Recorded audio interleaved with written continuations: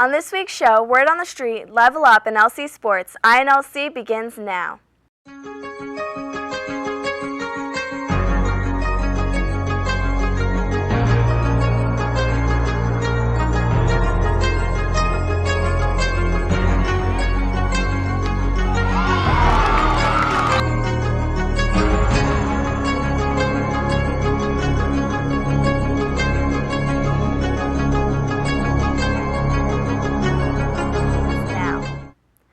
Hi, I'm your host, Nikki Main. Here are your stories for the week of March 28th, 2010.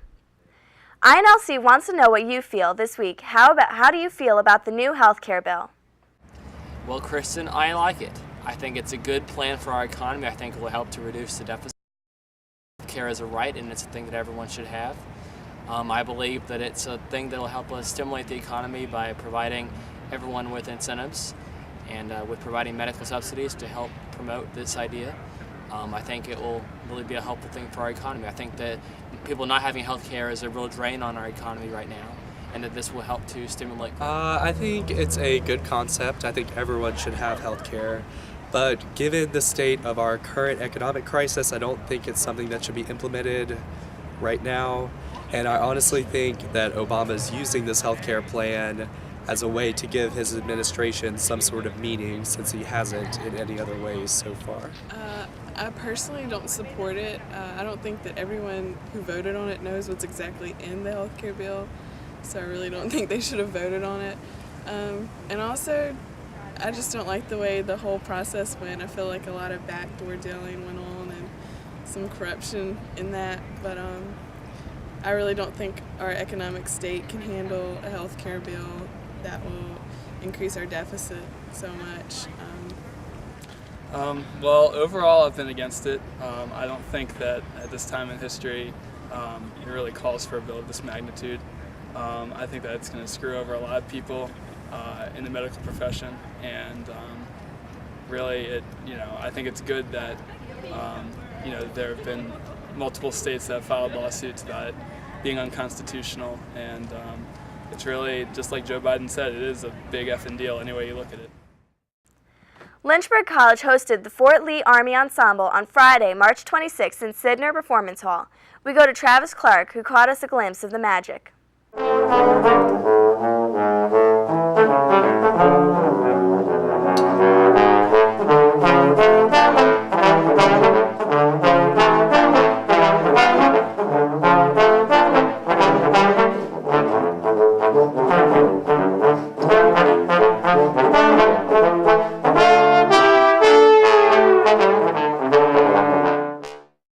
Last Thursday, SGA held an open public forum for Lynchburg College students to ask any questions they wanted to individuals such as Dean Eccles and other heads of departments. Level Up this week is back with a look at Team Fortress 2. Stay tuned weekly for great game reviews and possibly LC celebrity hosts.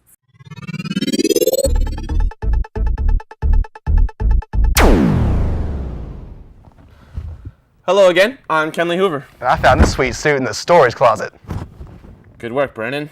You look like the Michelin Man. I do like tires.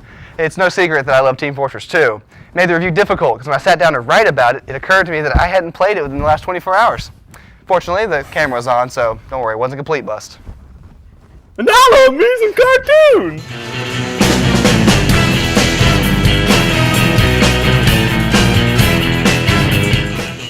So, Team Fortress 2.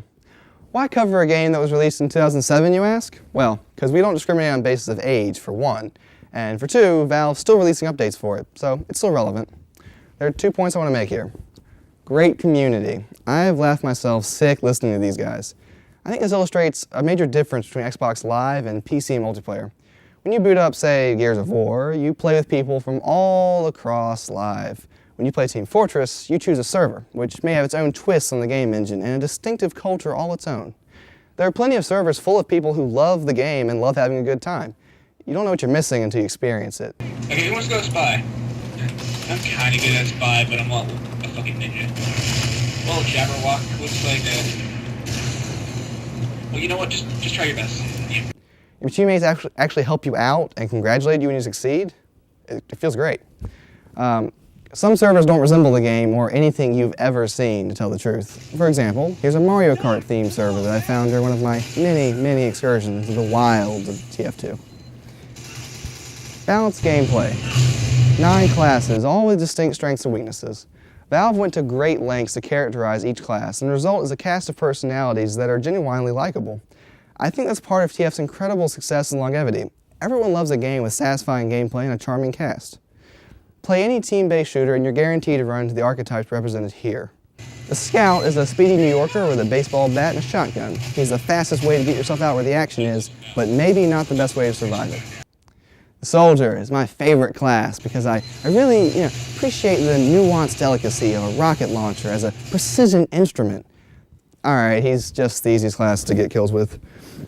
The Pyro, favorite of lazy gamers everywhere, bane of careless spies. Also, the only character incapable of coherent speech thanks to the gas mask. Actually, with the mask and suit, it just occurred to me that the Pyro is the cast's only hope for a little gender diversity. What do you think, Valve? Demo Man. As he points out, he's a black Scottish Cyclops, which might explain the grenade launcher. Actually, no, it doesn't. But he has remote mines and a broadsword. Hooray for balance! The Heavy is an often misunderstood character, and despite his homicidal tendencies and anthropomorphic love for his minigun, he's a nice guy. Really. Engineer, or Engie as everyone calls him. The hardest part of being the engineer is figuring out where the hell to put your sentry gun, because you only get one, and it's only useful if it's in a good spot. I have not mastered this. Sentry down! Go! Sentry go! It's impossible to get anywhere. The only way you can accomplish it. That's not based on skill. That's The Medic, the Heavy's absolute best friend in the world. Actually, the Medic's everyone's best friend, with the exception of the Spy. No one likes a Spy.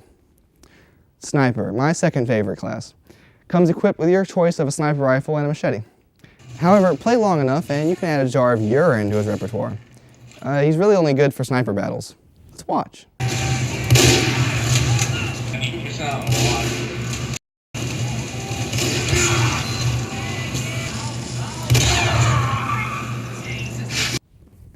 The Spy, a classic dilemma. When everything works out properly, there's nothing more satisfying than a successful backstab.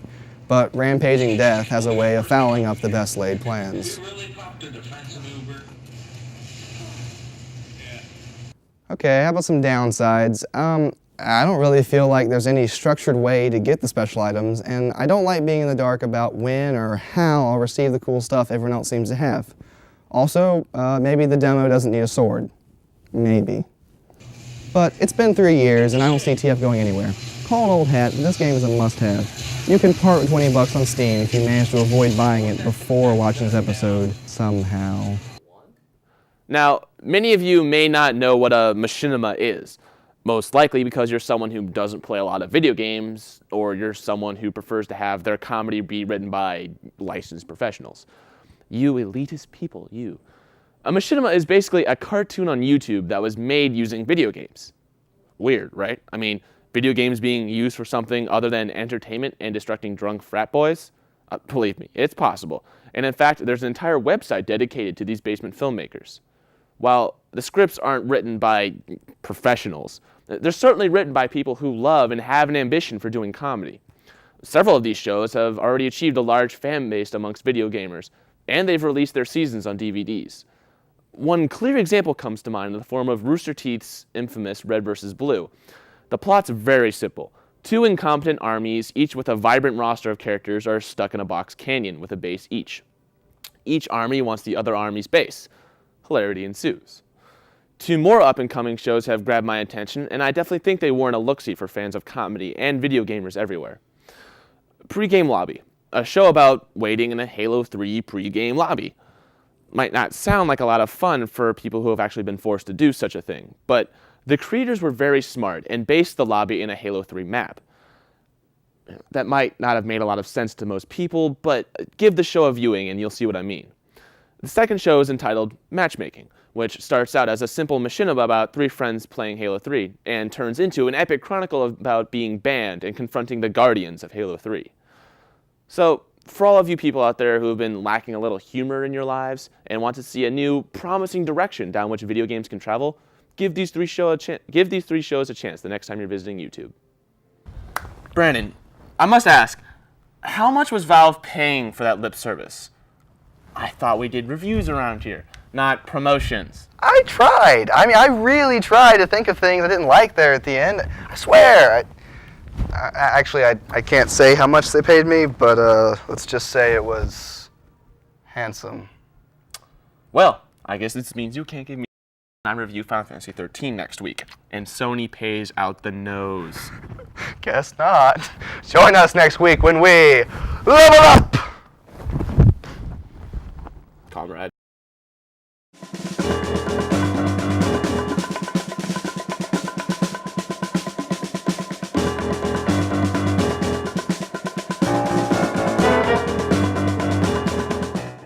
SAB brought a comedian to LC last Monday. We go to Kenley Hoover to take a look. That's cool. You know, whether like you're dating someone or you're single or you're licking or sticking, got a friend with benefits, whatever is happening. Look at her. Oh, she talking to me? Yeah, bitch. I'm just saying, be picky, don't settle. You know what I mean? You guys are too cute to settle for some. A lot of my friends end up settling for dudes, you know, and our conversations are crazy. They're like, so what? He's got 6 kids. At least he's fertile. I'm like, no. But my friends like love going out on dates. Like they don't even like dating. They like love dinner. You know what I mean? And seriously, like I always do really feel like it always tastes better when someone else pays for it. Okay? Thank you, hungry in the back. Hello. I used to go out on dates. I'm like, appetizers, yes, please. I'm hungry. You said we're going to dinner. I'll bring Tupperware. I don't give There's a recession going on. I thought she was really good. The only downside was like she was, I wouldn't say vulgar, but I felt like she was trying to get jokes through being vulgar, not. Yeah, but she did have some pretty good jokes, so I thought it was good. Let's go. All right, well, I definitely liked it. Sadly enough, I actually have this sense of humor as a pretty much like a 13-year-old boy, so definitely my kind of humor. And I think I actually cried out of laughter, which is always good. So yeah.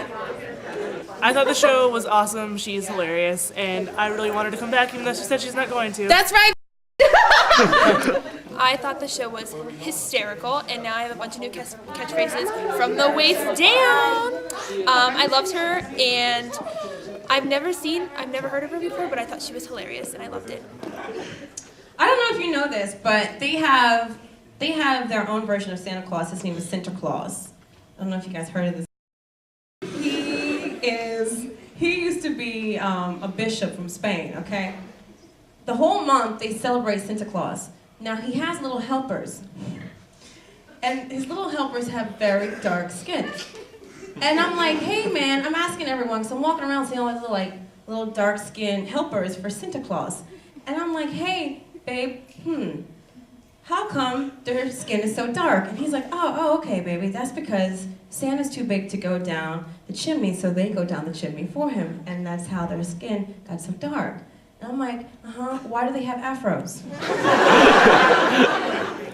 I loved how she really incorporated the audience pretty much the entire show, and it was really great, the audience involvement, because while we answered questions politely and stuff, like there were definitely a lot of people that went along with the jokes and stuff, so it was really good. All right, how'd you get started as a comedian? How did I get started as a comedian? I was a funny co-worker, and they're like, you should be a comedian. I'm like, I should make money. Hello. So I just started. I started telling jokes. Where'd you start out? Manhattan. So again, how'd you just start writing jokes? Like, where'd you get your ideas for your jokes from? A lot of things happened to me, real life situations. Like I had a roommate who had an all-white cat named Cocaine. And like that, so I would just start writing it down and telling people. I actually wrote a lot of emails, like big emails of like my New York adventures and stuff, and people started forwarding them to other people. Oh, okay. Yeah. That's pretty cool. Like that whole like make a wish, otherwise like Jesus is gonna cut your nuts off. I started. Like the chain emails? Yeah. Cool. How'd you get on the I Love the 80s show? Like how was that like?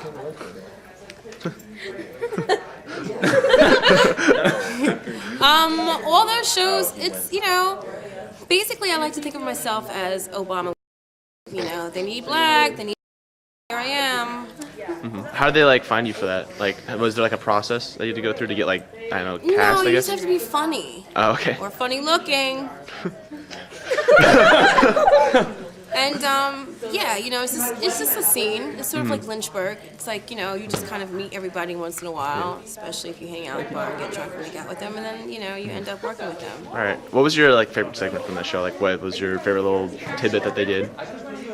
I'm sorry? What was your favorite little like segment that they did from I Love the 80s? Like, what was like your favorite like subject they covered?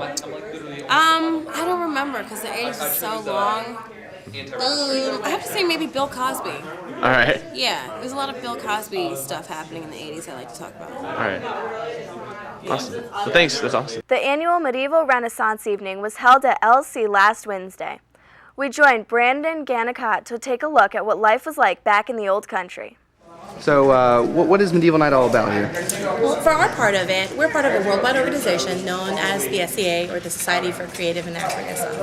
We are a nonprofit educational organization that recreates life in the Middle Ages prior to the 17th century. What you have is a cross-section of some of the different activities that we do. We have some gentlemen that take the field with like armored combat rapier. We have some gentlemen who take the field doing heavy armored combat. We also have several young ladies who participate in the arts and sciences, like calligraphy and illumination, a lot of the beautiful pictures that you see in the old medieval books. You have some of us that do medieval cooking and medieval singing, and of course medieval costuming. Thank you very much. Thank you. 3 Lynchburg College students took top awards at the 2010 Phi Alpha Theta Regional Conference held at Liberty University. A delegation of 19 LC students will be representing Croatia at the Model United Nations in New York City, March 28th through April 1st. A series of films examining our food, energy, and culture continues Wednesday with Cole County, which exposes the destruction of nature of mountaintop mining. Lynchburg College Entrepreneurs Organization presents the first Discovering Diversity in Local Businesses discussion panel from 7 to 9 p.m. Tuesday, March 30th in Shule Hall, room 232. And now for LC weather. How's this week shaping up, Billy?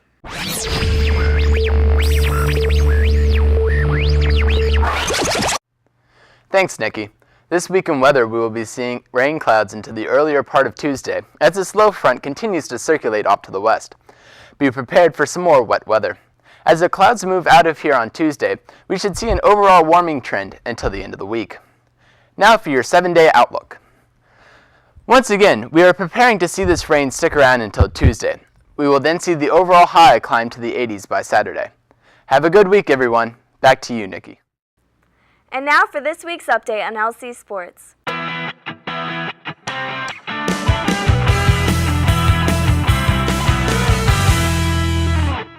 Dan Reed, John Michael Pavia, and Ashley Allen broke the school records in the hammer throw event this past week. The Lynchburg College men's and women's teams both fell to Emory and Henry College Sunday afternoon in Old Dominion Athletic Conference action as the men dropped their match 8-1 while the women fell 6-3. The Lynchburg College men's tennis team fell to number 22 Washington and Lee University 9-0 Tuesday afternoon in Old Dominion Athletic Conference play. The Lynchburg College men's tennis team knocked off Virginia Wesleyan College 6-3 Saturday in Old Dominion Athletic Conference action. But the Marlin women exacted some revenge with a 9-0 win over LC.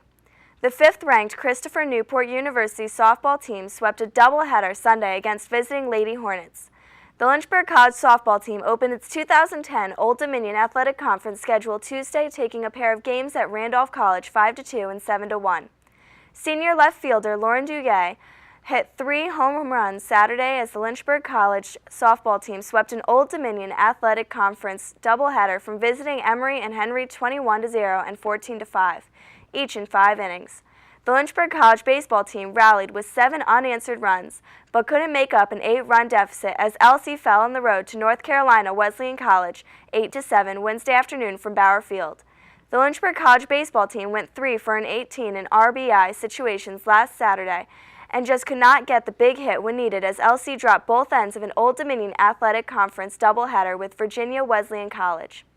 The Lynchburg College women's lacrosse team went on the road to defeat non-conference foe Christopher Newport University 11-7. The Lynchburg College women's lacrosse team got off to a strong start Saturday afternoon on Schellenberger Field. Despite a rally by visiting Guilford in the second half, LC was able to hold on and seek out the close win.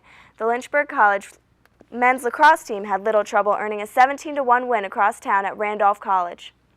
The number 14 Lynchburg College men's lacrosse team rolled past Christopher Newport University 17-2. Fans, you can now follow all your favorite Lynchburg College Hornets athletic teams on Facebook, Twitter, and RSS. Really simple syndication. To access each new offering at any time, just navigate your browser to www.lynchburg.edu/athletics and click on the Facebook, Twitter, or RSS icons on the right side, just above the Schellenberger Field camera and the Hornet of the Week. And that's this week in sports. Want your room, townhouse, apartment, or college house to be on the show? Send an email to inlc@lynchburg.edu with a picture and a reason why we should put your room on the show. If you're lucky, you could be in the next feature on LC Cribs. That's all the stories we have for you this week. I'm Nikki Main, and stay classy, Lynchburg College.